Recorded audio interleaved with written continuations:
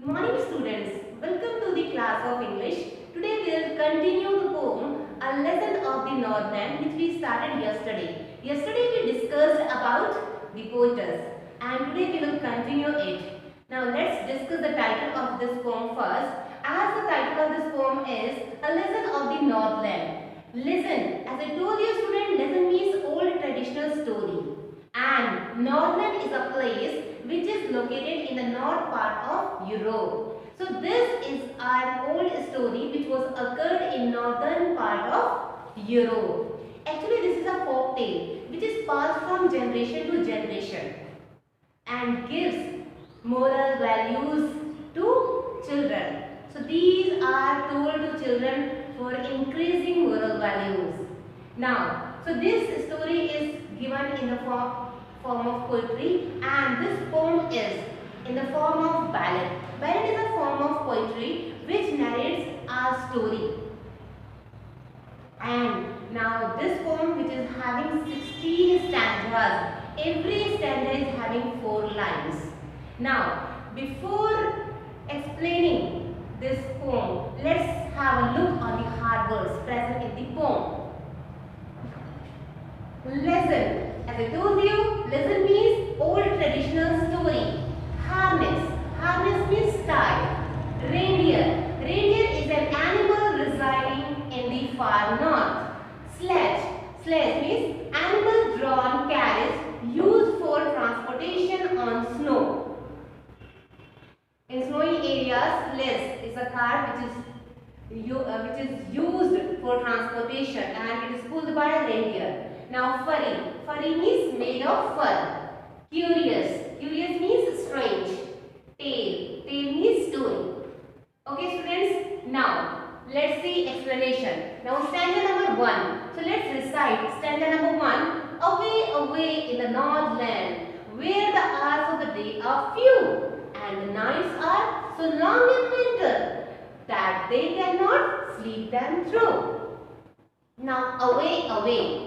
Now poetess is telling away, away means very far away. Where? In the northland means in northern part of Europe. So very far away in northern Europe. What is going on there? Where the hours of the day are few.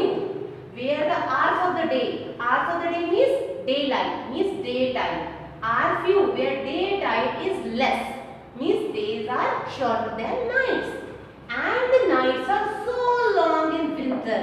And nights are very long because winter season is going on. As we know that in winter season, nights becomes longer than days and days become shorter. That they cannot sleep them through, and people cannot sleep for the whole night because of chilly cold. Actually this is the snowy area and winter season is going on. So it's a place from where this story is derived. It's a part of northern part of Europe where winter season is going on. And now days are shorter and nights are so longer. That's why people of that area are not able to sleep for the whole night. Because of the winter season, because of the chilly cold, then they are not able to sleep. They are uncomfortable. They are feeling cold. That's why because of too cold, they can't sleep in a comfortable manner. That's why they wake up. They can't sleep for the whole night, for these long nights. Now see students, as in first line, then away, away, a letter is going to be repeating and this is a vowel. So wherever we get repetition of vowels, that is called the poetic device that is known as accents. So here we can say that vowel A is repeated here. So this is, here we can say accents poetic device is present.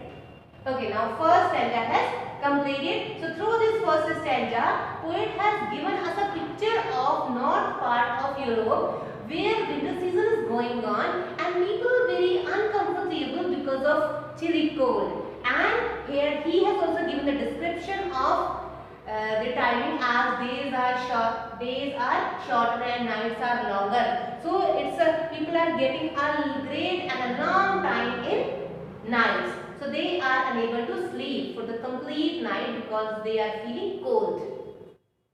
Now stanza number 2.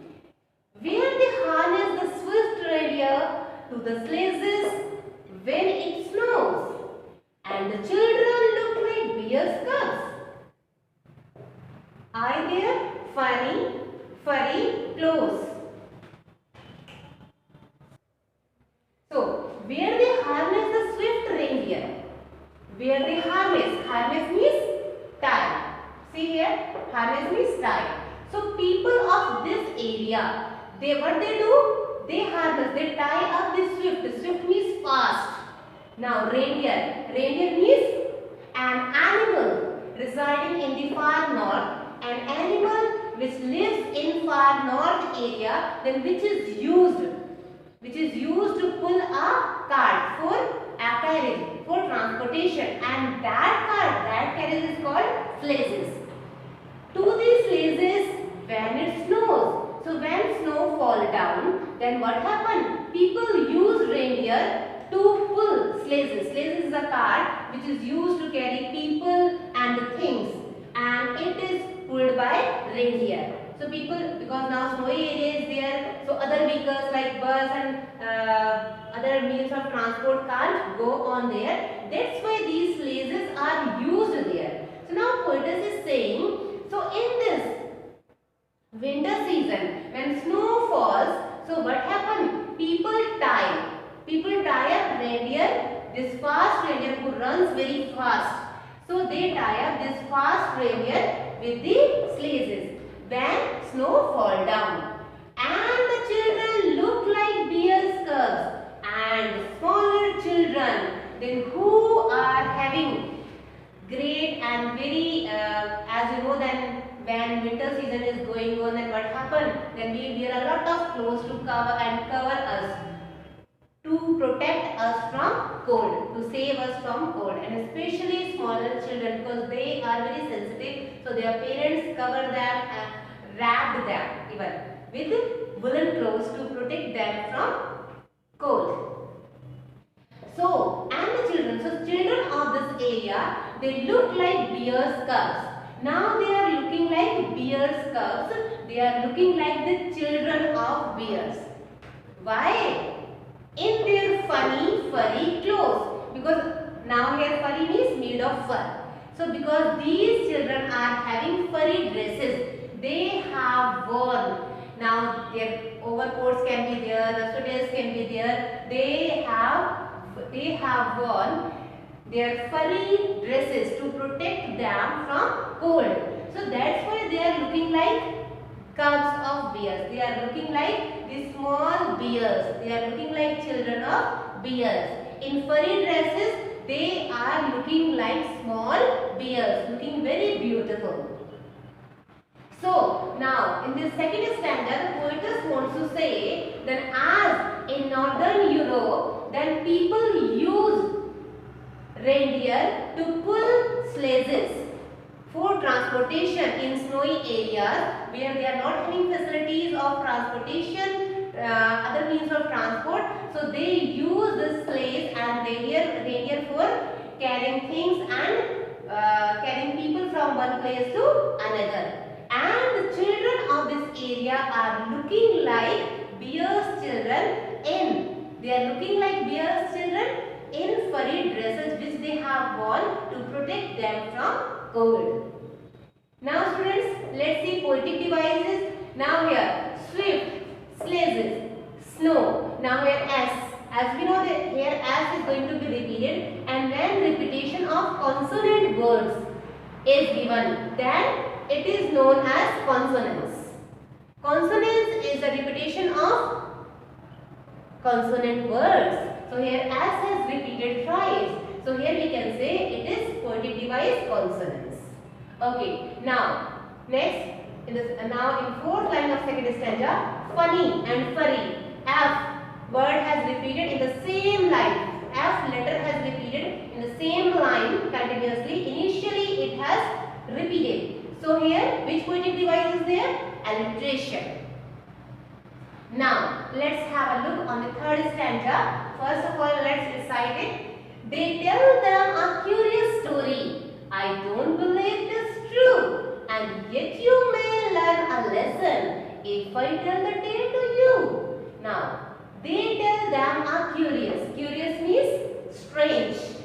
Now, I don't believe this. This is the short form of it is.